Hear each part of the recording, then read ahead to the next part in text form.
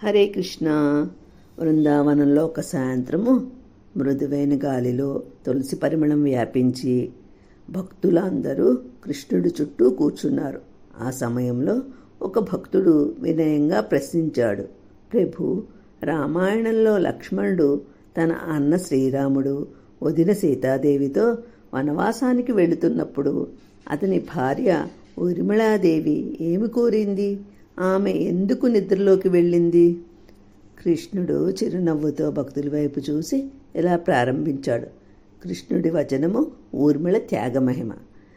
ప్రియ భక్తులారా, రామాయణంలో అందరూ శ్రీరాముడి యొక్క ధర్మాన్ని, సీతాదేవి పాతివ్రత్యాన్ని, లక్ష్మణుడి సేవాభావాన్ని గొప్పగా కీర్తిస్తారు.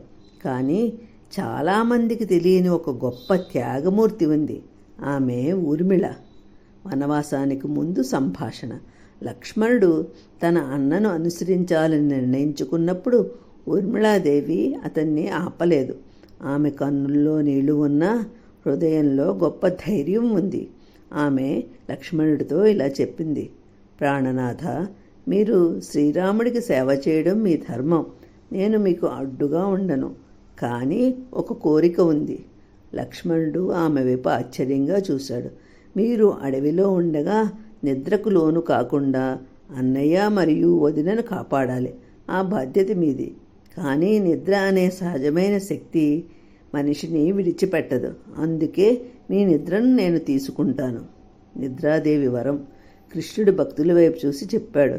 ఆ సమయాన ఊర్మిళ నిద్రాదేవిని ప్రార్థించింది. ఆమె ఇలా కోరింది, అమ్మా నిద్రాదేవి, నా భర్త లక్ష్మణుడు 14 సంవత్సరములు నిద్ర లేకుండా సేవ చేయాలి. అందుకే ఆయనకి రావాల్సిన నిద్రను నాకు ప్రసాదించు.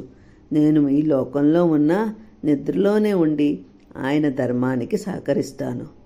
నిద్రాదేవి ఆమె త్యాగాన్ని చూసి సంతోషించింది. ఆమె వరం ఇచ్చింది. అలా ఊర్మిళాదేవి 14 సంవత్సరాలు గాఢ నిద్రలోకి వెళ్ళింది. ఈ నిద్ర వెనుక ఉన్న గొప్పతనం కృష్ణుడు లోతుగా వివరించాడు. భక్తులారా, ఇది సాధారణ నిద్ర కాదు. ఇది ఒక యజ్ఞము, ఒక త్యాగము. లక్ష్మణుడు జాగరణలో ఉండి రాముడికి సేవ చేశాడు. ఊర్మిళ నిద్రలో ఉండి తన భర్తకు ఆ శక్తిని ఇచ్చింది. ఇద్దరూ కలిసి ఒకే ధర్మాన్ని నెరవేర్చారు. కృష్ణుడి యొక్క లోతైన విశ్లేషణ. శ్రీకృష్ణుని భక్తుల వైపు చూస్తూ చెప్పాడు, ఊర్మిళ యొక్క త్యాగము చాలామందికి తెలియదు. కానీ ఆమె ప్రేమ అత్యంత పవిత్రమైనది. ఆమె తన భర్తను ఆపలేదు. ధర్మాన్ని ముందుకు ఉంచింది. తన సుఖాన్ని త్యాగం చేసింది. భర్త సేవకు సహకరించింది. తన నిద్రను పుచ్చుకుంది.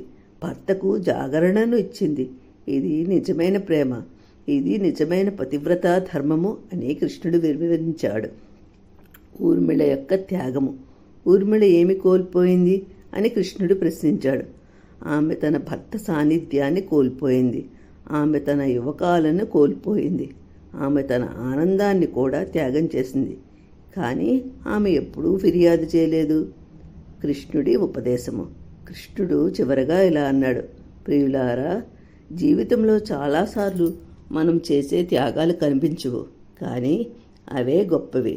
ఊర్మిళ లాంటి వారు వెలుగులో కనిపించరు, కానీ వారి త్యాగమే ధర్మాన్ని నిలబెడుతుంది. ఇందులో నీతి ఏమిటంటే, నిజమైన ప్రేమ అనేది దగ్గరగా ఉండటంలో కాదు, దూరంగా ఉన్న సహకరించడంలో ఉంది. త్యాగం చేసిన వారు ఎప్పుడూ ముందుకు రారు, కానీ వారి విలువ అమూల్యము. ధర్మం కోసం చేసిన సహాయము దేవునికి సమానము.